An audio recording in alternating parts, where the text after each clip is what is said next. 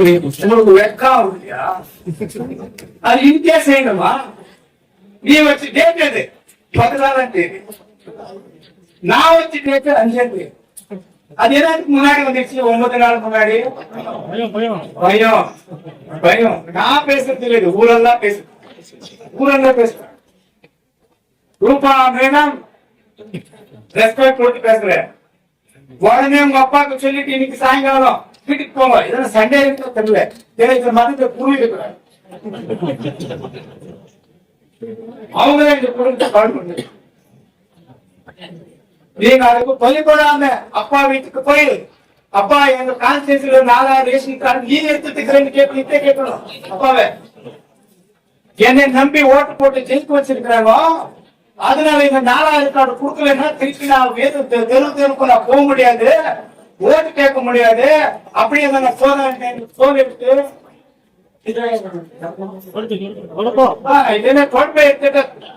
தொட்டிடுவாங்க. அதனால இன்னைக்குதான் ஆர்டர் பண்ணி ஒரு சர்க்குலர் கொடுங்க அஞ்சு நீங்க கேட்கணும். அப்பா வீட்டுல போயிட்டு உங்க அப்பாவே இருக்கும் போது எந்த பையன் சொல்லுவோம். ஏன்னா அடுத்த இருந்தா எப்படி கேட்கறது, என்ன சட்டம் அது இது பேசலாம்.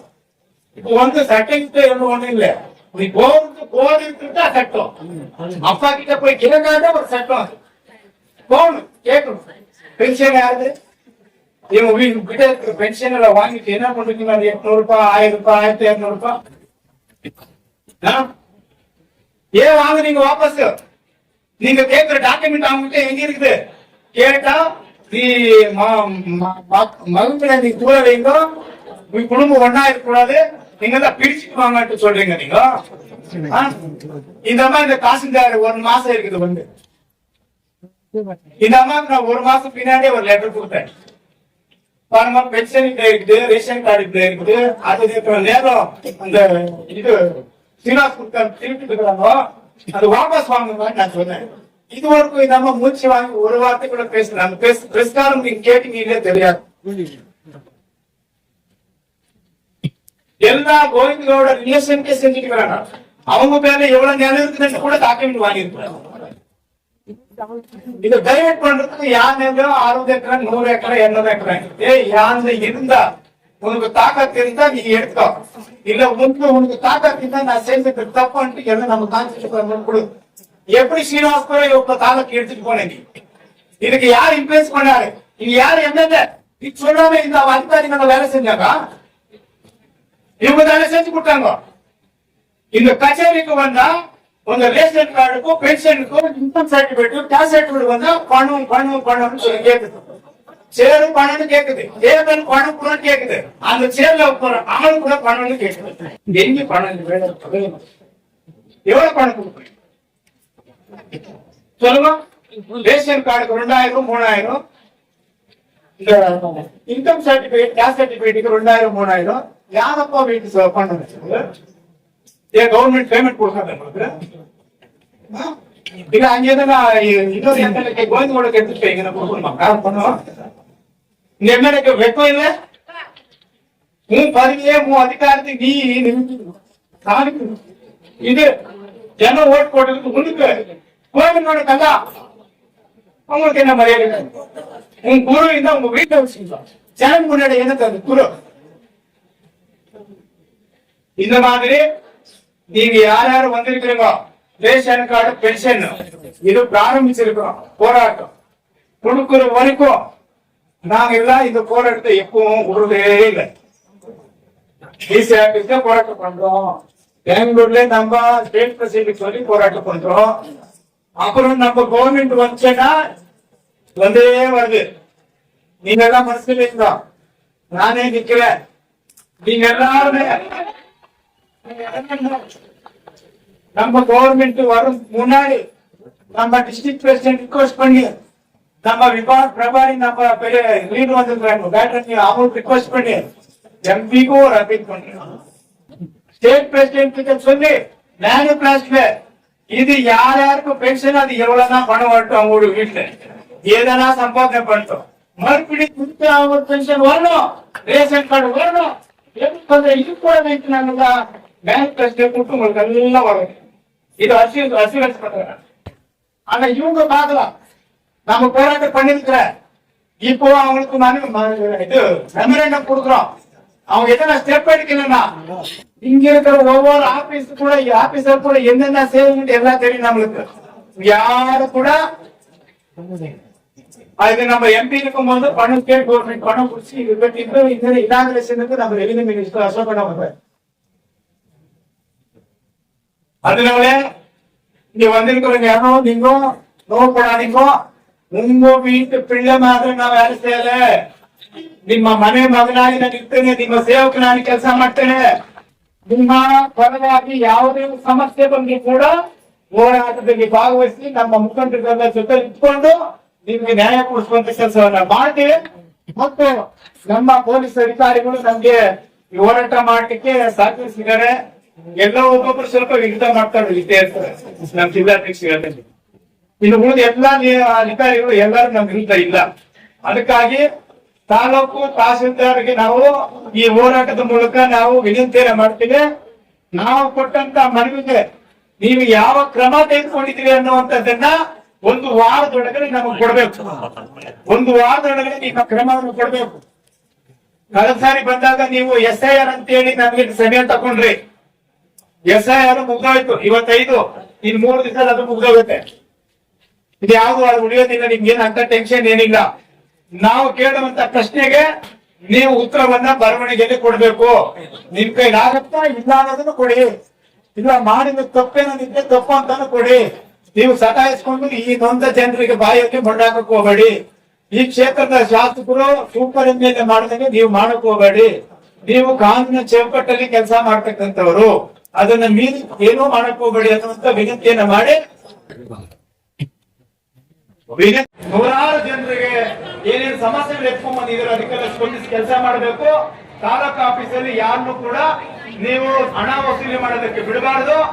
ಬಡವರು ಬರ್ತಕ್ಕಂಥವ್ರಿಗೆ ನೀವು ನೇರವಾಗಿ ಅವರ ಸಮಸ್ಯೆಗಳನ್ನ ಆಲಿಸಿ ಅವರಿಗೆ ಪರಿಹಾರವನ್ನು ಹುಡುಕೊಡ್ಬೇಕು ಅನ್ನುವಂತ ವಿಷಯವನ್ನ ನಿಮ್ ಗಮನಕ್ಕೆ ತಂದು ನಾವು ಈಗ ನಡೆಯುವಂತ ಈ ಸಾಂಕೇತಿಕ ಕಾರ್ಯಕ್ರಮವನ್ನ ನೀವು ಲಘುವಾಗಿ ತೆಗೆದುಕೊಳ್ಬಾರ್ದು.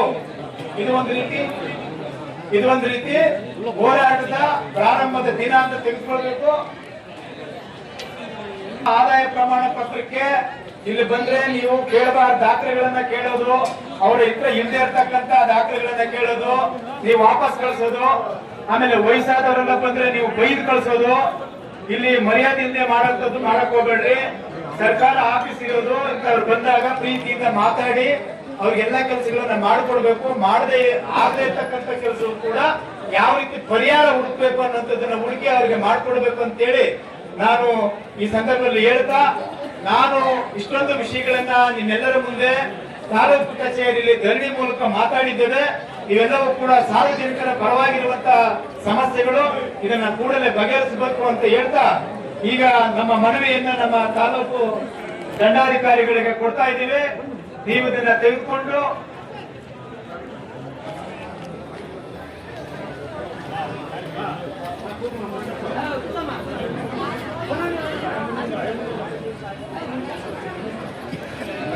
ನಮ್ಮ ಮುಖಂಡಗಳ ಜೊತೆಯಲ್ಲಿ ನಿಮ್ಮ ಹತ್ರ ಬಂದು ಒಂದು ತಿಂಗಳಿಂದ ಆಮೇಲೆ ನಿಮಗೆ SIR ಇದೆ, ತುಂಬಾ ಬಿಸಿ ಇದೆ ಸರ್, ಒಂದು ಸಮಯ ಹೇಳಿದ್ವಿ. ಒಂದು ತಿಂಗಳು ಕಳೆದಿದೆ, ಹಾಗ್ಯಾಕೆ ಮಾಡಿಲ್ಲ ಅಂತ ನಾನು ಕೇಳಕ್ ಹೋಗಲ್ಲ. ನೀವು SIR ನ ಮುಂದಿಟ್ಟಿದ್ದೀರಿ, ಅದಾಗ್ಲಿ, ಅದು ಕೂಡ ಬಹಳ ಶೆಡ್ಯೂಲ್ ಆಗುವಂತ ವಿಷಯ. ಈಗ ತಕ್ಷಣ ಈ 3 ಸಮಸ್ಯೆಗಳಿಗೆ ನೀವು ಕಾನೂನಿನಲ್ಲಿ ಪರಿಶೀಲನೆ ಮಾಡಿ ನಾನು ಈ 3 ವಿಷಯಗಳನ್ನ ನಿಮ್ಮ ಮುಂದೆ ಓದ್ಬಿಡ್ತೀನಿ.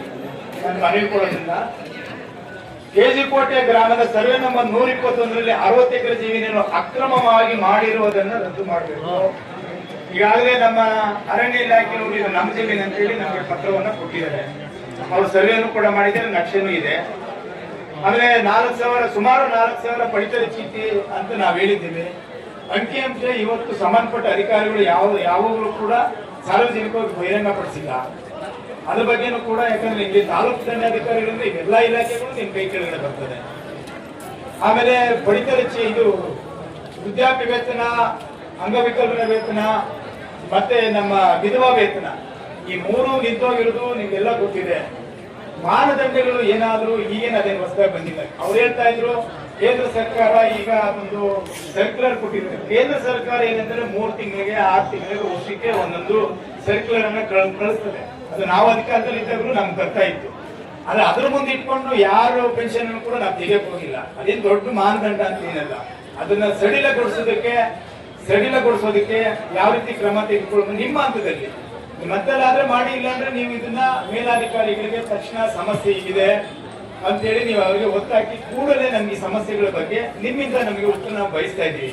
ಅದ್ರ ಜೊತೆಗೆ ಸಾರ್ವಜನಿಕರು ಕಚೇರಿಗೆ ಬಂದಾಗ ನಿಮ್ಮ ಆಡಳಿತ ಅಧಿಕಾರಿಗಳು, ಮ್ಯಾನೇಜರ್ ಇರ್ಬೋದು, ಅದ್ರ ಕೆಳಗಡೆ ಇರ್ತಕ್ಕಂಥ ಅಧಿಕಾರಿಗಳು ವಯಸ್ಸಾದವ್ರು ಬಂದ ನಾನೆಲ್ಲ ಏರಿಯಾಗಳಿಗೆಲ್ಲ ಹೋದಾಗ ಹೇಳಿದ್ರು, ಗ್ಯಾಸ್ ಸರ್ಟಿಫಿಕೇಟ್, ಇನ್ಕಮ್ ಸರ್ಟಿಫಿಕೇಟ್ ಬಂದ್ರೆ ಅವ್ರನ್ನ ಒಂದ್ ರೀತಿ ಬೈದು ಕಳ್ಸಂತ ಒಂದು ಪ್ರವೃತ್ತಿ ಬೆಳೆಸ್ಕೊಂಡಿದ್ದಾರೆ.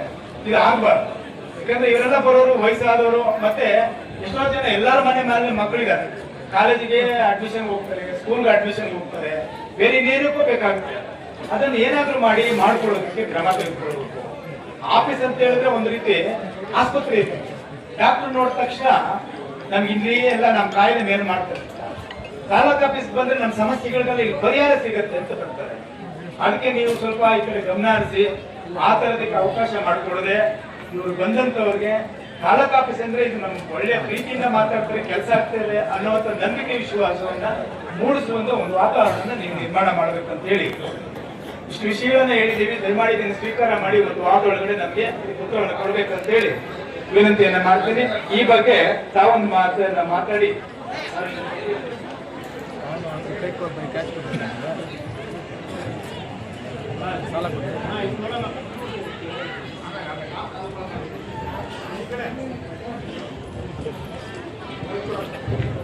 ಅರ್ಜಿ ಕೊಟ್ಟಿದ್ರಿ ಕೆಜಿ ಕೋಟೆ ಗ್ರಾಮದ ಸರ್ವೆ ನಂಬರ್ 121 ಬಗ್ಗೆ. ಸೊ ಅದಕ್ಕೆ ನಮಗೆ ನಾವು KGF ಹೊಸ ತಾಲೂಕಾಗಿ 2018 ನಂತರ ನಿರ್ಮಾಣ ಆಗಿರೋದ್ರಿಂದ ನಾವು ಮೂಲ ದಾಖಲಾತಿ ಪರಿಶೀಲನೆಗೆ ನಾವು ಬಂಗಾರಪೇಟೆ ತಾಲೂಕು ತಹಶೀಲ್ದಾರ್ಗೆ ಬರೆದಿದ್ದೀವಿ. ಅವ್ರ ಕಡೆಯಿಂದ ನಮಗೆ ಒಂದಷ್ಟು ಮಾಹಿತಿ ಸಿಗಬೇಕಾಗಿದೆ. ಸೊ ಅದು ಬಂದ ನಂತರ ನಾವು ಇದ್ರ ಬಗ್ಗೆ ಏನು ಕ್ರಮ ವಹಿಸಿದ್ದೀವಿ ಅಂತ ನಿಮಗೆ ಲಿಖಿತ ರೂಪದಲ್ಲಿ ನಿಮಗೆ ಮಾಹಿತಿಯನ್ನು ತಲುಪಿಸೋಕ್ಕೆ ನಾವು ಕ್ರಮ ತಗೊಳ್ತೀವಿ. ಮತ್ತು ಎರಡನೇದು 4,000 ಪಡಿತರ ಚೀಟಿ. So BPL card APL card ಆಗಿರುವಂತಹ ಒಂದು ಸಿಚುವೇಶನ್. ಅದರಲ್ಲಿ ನಮ್ಮ ಫುಡ್ ಅವರು ನಿಮಗೆ ಸ್ಟ್ಯಾಟಿಸ್ಟಿಕ್ಸ್ ಪ್ರಕಾರ ಮಾಹಿತಿ ಕೊಡ್ತಾರೆ. ಬಟ್ ಆದರೆ ಯಾವುದೇ ಕಾರ್ಡ್ ಕ್ಯಾನ್ಸಲ್ ಆಗಿಲ್ಲ ಅನ್ನೋದು ಸಾರ್ವಜನಿಕರ ಗಮನಕ್ಕೆ ತರಕ್ಕೆ ಇಷ್ಟಪಡ್ತೀನಿ. ಎಲ್ಲ ಕಾರ್ಡ್ಗಳು BPL ಇಂದ APL ಆಗಿ ಕಾರಣಾಂತರಗಳಿಂದ ಕನ್ವರ್ಟ್ ಆಗಿದೆ. ಅದನ್ನು ನಾವು ಆದಷ್ಟು ಬೇಗ ನಮ್ಮ ಟೆಕ್ನಿಕಲ್ ಟೀಮ್ ಅಲ್ಲ ನಾನು ಅದನ್ನೇ ಹೇಳ್ತಿದ್ದೀನಿ. ಒಂದ್ ನಿಮಿಷ ನಾನು ಏನ್ ಹೇಳ್ತೀನಿ ಅಂದ್ರೆ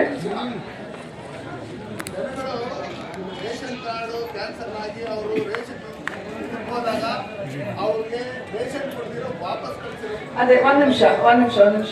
ಸೊ ಅಲ್ಲಲ್ಲ ಪರಿಶೀಲನೆ ಮಾಡ್ತಿದ್ದೀವಿ ಅಂತಾನೆ ನಾನು ಹೇಳ್ತಾ ಇರೋದು.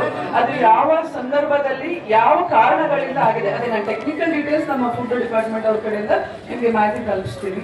ಮತ್ತೆ ಪೆನ್ಷನ್ ಅವ್ರದ್ದು ಏನಾಗಿತ್ತು ಅಂದ್ರೆ 14,000 ಸಂಶಯಾಸ್ಪದ ಪೆನ್ಷನರ್ಸ್ ಮಾಶಾಸನ ಪಡೆಯೋರ್ದು ನಮಗೆ ಪಟ್ಟಿ ಕಟ್ಟಿದ್ರು ನಮ್ಮ ಸರ್ಕಾರದ ಹಂತದಿಂದ. ಅದರಲ್ಲಿ ನಾವು ವೆರಿಫೈ ಮಾಡಿ 800 ಜನದ ಪೆನ್ಷನ್ಸ್ ನ ಅವಾಗ ಕಂಟಿನ್ಯೂ ಮಾಡಿದ್ವಿ. ಸಸ್ಪೆನ್ಷನ್ ಸ್ಟೇಜ್ ಅಲ್ಲಿ ಇಟ್ಟಿಲ್ಲ. ಅಂದ್ರೆ ಯಾವುದೇ ಪೆನ್ಷನರ್ಸ್ 14,000ದಲ್ಲಿ ಯಾರೆಲ್ಲ ಇದ್ರೋ ಅವ್ರ ಅಷ್ಟು ಜನದ್ದು ಸಸ್ಪೆನ್ಷನ್ ಅಲ್ಲಿ ಇಟ್ಟಿದ್ದೀವಿ.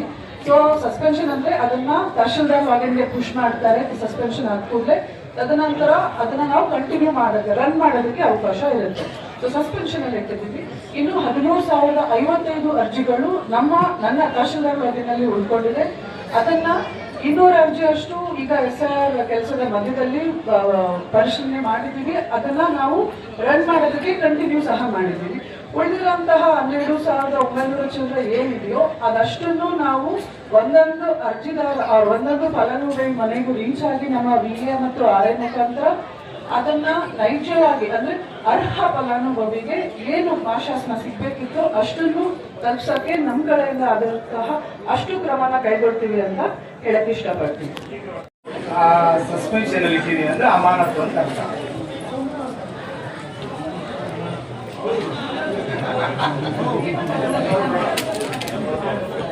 ಆಯ್ತು, ಹಾಗಿದ್ರು ಒಳ್ಳೇದೇ.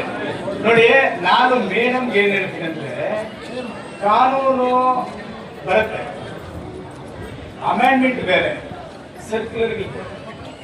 ಸರ್ಕ್ಯುಲರ್ಗಳನ್ನ ನಾವು ಮನ್ಸು ಮಾಡಿದಾಗ ಕಾನೂನು ಅಂದಾಗ ಅದಕ್ಕೆ ಪಾಲಿಸಿ ಮೇಟ್ ಆಗುತ್ತೆ, ಅದು ವಿಧಾನಸೌಧ ಒಳಗಡೆ ಆಗ್ತದೆ. ಆಮೇಲೆ ಈ ಸುತ್ತೋಲೆಗಳು ಬರ್ತವೆ, ಕೂಕೊಂಡು ಸುತ್ತೋಲೆಗಳು ನಾವು ಮಂತ್ರಿಗಳ ಗಮನಕ್ಕೆ ತಂದು ಶಾಸಕರು ಹೋಗಿ ಅದನ್ನ ಮಾಡಬಹುದು. ನೀವು ಅವರಿಗೆ ಒತ್ತಾಯ ಮಾಡಿ. ನಾವ್ ಹೇಳ್ತಾ ಇರೋದು ಇಷ್ಟೇ ಮೇಡಮ್, ರೇಷನ್ ಕಾರ್ಡು ಕಿತ್ತಾಕ್ಬೇಕು ಮತ್ತೆ ಪೆನ್ಷನ್ ಕಿತ್ತಾಕ್ಬೇಕು ಅಂತೇಳಿ ಆ ಪದ ಈಗ ನಾವ್ ಯಾಕೆ ಸ್ವಾಭಾವಿಕವಾಗಿ ರದ್ದಾಗಿದೆ ಅಂತ ಪದ ಬಳಸ್ತೀವಿ ಅಂದ್ರೆ, ನೀವು ಅದು BPL ಇಂದ APL ಕನ್ವರ್ಟ್ ಆಗಿದೆ ಅಂತ ಹೇಳ್ತೀವಿ. ಕನ್ವರ್ಟ್ ಅನ್ನೋ ಪದ ಮತಾಂತರ ಅನ್ನೋ ಸಂದರ್ಭದಲ್ಲಿ ಬಳಸ್ತೀವಿ. ಅದು ಕನ್ವರ್ಟ್ ಆಗಿದೆ ಅಂತ ಹೇಳಿದ್ರೆ ಇವ್ರಿಗೆ ಯಾರಿಗೂ ಅರ್ಥ ಆಗಲ್ಲ. APL ಕಾರ್ಡೇ ಅದು ಒಂದು ರೀತಿ ಜೀವ ಇದ್ದ ಕಾರ್ಡ್, ಇಟ್ಕೋಬೋದಷ್ಟೇ. ನಮ್ಮ ಕುಟುಂಬದಲ್ಲಿ 8 ಜನ ಇದ್ದೀವಿ ಅಂತ, ಅದ್ರಲ್ಲಿ ಅಕ್ಕಿ ಇಲ್ಲ, ಬೇಳೆ ಇಲ್ಲ, ಸಕ್ಕರೆ ಇಲ್ಲ, ಗೋಧಿ ಇಲ್ಲ. ಇನ್ನು ಮುಂದಕ್ಕೆ ಒಂದು ಹೆಜ್ಜೆ ಹೋದ್ರೆ ಯಾವುದೇ ಆಸ್ಪತ್ರೆಯಲ್ಲಿ ದಾಖಲು ಮಾಡ್ಕೊಳ್ಳಲ್ಲ, ಸರ್ಕಾರ ಯೋಜನೆಗಳು ಒಂದೂ ಸಿಕ್ಕಲ್ಲ. ಇದು APL ಅದೇ ಯಾವ್ದು ಸಿಕ್ಕಲ್ಲ. ಹಂಗಾಗಿ ಕನ್ವರ್ಟ್ ಆಗಿರೋದು ಬೇಡ, ಮತ್ತೆ ಅದನ್ನ ವಾಪಸ್ಸು BPL ಆಗಿ ಇಳಿಸೋದಕ್ಕೆ ನಾವು ಸ್ವಲ್ಪ ಶಿಫಾರಸು ಮಾಡಿ. ಯಾಕಂದ್ರೆ ನಿಮ್ಮ ಹಂತದಲ್ಲ ಆಗಲ್ಲ, ನಮ್ಗೆ ಗೊತ್ತಿದೆ. ಯಾಕಂದ್ರೆ ಬಡವರು ನಿಮ್ಗೆ ಗೊತ್ತಿದೆ, ಎಲ್ಲ ಮೈಸೂರಲ್ಲಿ ಹೆಂಗಿದ್ದಾರೆ ಅಂತ ಎಲ್ಲ ಅಂಗ್ಲಾಸ್ತಾರೆ, ಬೇಡಾಡ್ಕೊಂಡು ಅವ್ರಿಗೆ ಗೊತ್ತಿಲ್ಲ ಹೇಗ್ ಕೇಳ್ಬೇಕು, ಹೇಗ್ ಮಾತಾಡ್ಬೇಕಂತ. ಕೆಲವು ಸಂದರ್ಭದಲ್ಲಿ ಅವ್ರಿಗೆ ಹೇಗ್ ಮಾತಾಡ್ಬೇಕಂತ ಗೊತ್ತಿಲ್ಲ. ಹಂಗಾಗಿ ತಾವು ತಿಳುವಳಿಕೆಯವರು, ವಿದ್ಯಾವಂತರು, ಇಲ್ಲಿನ ತಹಸೀಲ್ದಾರರು, ನೀವು ಅವ್ರ ಪರವಾಗಿ ನಿಂತು ರೆಮಿಡಿ ಬಗ್ಗೆ ನೀವು ಈ ತಾಲೂಕಿನ ಶಾಸಕರಿಗೆ ಸಜೆಷನ್ ಸಲಹೆ ಒಂದು ರೀತಿಯ ಒಂದು ಆಗೋದಾದ್ರೆ ಎಲ್ಲ ಆಗ್ಬೇಕು. ಏನಂದ್ರೆ ಹೋರಾಟ ನಿರಂತರವಾಗಿರ್ತದೆ. ನಾವು ಬರೋದು, ನಿಮ್ಮನ್ನು ಕೇಳೋದು, ನೀವು ಇಷ್ಟೇ ಹೇಳಕ್ಕಾಗಲ್ಲ. ಅದರಿಂದ ತಕ್ಷಣ ನಿಮ್ಮಿಂದ ಸಲಹೆಯ ರೂಪದಲ್ಲಿ ನೀವು ಮಾಡೋದಕ್ಕೆ ಪ್ರಯತ್ನ. ಈಗ ಕನ್ವರ್ಟ್ ಆಗಿರೋದು ಆಗ್ಬಿಟ್ಟಿದೆ ಅಂತ ಹೇಳಿದ್ರೆ ಅವ್ರಿಗೆ ಗೊತ್ತೇ ಆಗಲ್ಲ. ನಮ್ BPL ಕಾರ್ಡ್ ನಿಂತು ಹೋಯ್ತು, ಅಕ್ಕಿ ಬರ್ತಾ ಇಲ್ಲ ಅಂತ. ಅಕ್ಕಿ ಬಂದ್ರೇನೆ ಅವ್ರಿಗೆ ನೀವು BPL APL ಅವ್ರಿಗೆ ಗೊತ್ತೇ ಆಗಲ್ಲ. ಅಕ್ಕಿ ಬಂತು, ಬಂದಿಲ್ಲ ನಿಲ್ಸ್ಬಿಟ್ಟು ಕೊಟ್ಟಿಲ್ಲ ಅಷ್ಟೇ. ಪೆನ್ಷನ್ 4 ತಿಂಗಳಿಂದ ಬಂದಿಲ್ಲ ಅಂತಾರೆ, 7 ತಿಂಗಳಿಂದ 5 ತಿಂಗಳಿಂದ ಬಂದಿಲ್ಲ ಅಂತಾರೆ. ಮಾತ್ರೆಗೆ ಹಂಗಾಗ್ತಾರೆ ಮೇಡಮ್. ಮಕ್ಕಳು ಸಾಕಲ್ಲ, ಮಕ್ಕಳಿದ್ದಾರೆ. ಎಷ್ಟೋ ಜನ ಮಕ್ಕಳು ಓದಿರೋರು ಇದ್ದಾರೆ, ವಿದ್ಯಾವಂತರಿದ್ದಾರೆ, ಕೆಲವು ಆರ್ಥಿಕವಾಗಿ ಚೆನ್ನಾಗವ್ರೆ. ಅದ್ರ ತಂದೆ ತಾಯಿ ಸಾಕಲ್ಲ. ಅವ್ರ ಪಾಪ ಅದೇ ಮನೇಲಿ ಕುತ್ಕೊಂಡ್ರೆ ಎದ್ದೊಳಕ್ಕಾಗಲ್ಲ, ಎದ್ದೊಳ್ರೆ ಕುತ್ಕೊಳಕ್ಕಾಗಲ್ಲ. BP ಇದೆ, ಶುಗರ್ ಇದೆ, ಉಂಡಮ್ಮ ಇದೆ. ಅವ್ರು ಯಾರು ಕೇಳೋರೇ ಇಲ್ಲ. ಬರೋ 1,200 ತಿಂಗಳಾದ್ರೆ ಮಾತ್ರೆಗಳು, ಸಣ್ಣ ಪುಟ್ಟ ಖರ್ಚಿಗೋ, ಇನ್ನೂ ಒಂದು ಊಟಕ್ಕೂ ಏನಕ್ಕೂ ಆಗತ್ತೆ ಅಂತೇಳಿ ಅವರು ಎದುರು ನೋಡ್ತಾ ಇದ್ದಾರೆ. ಆ ರೀತಿ ಅದನ್ನ ಸರಿ ಮಾಡಕ್ಕೆ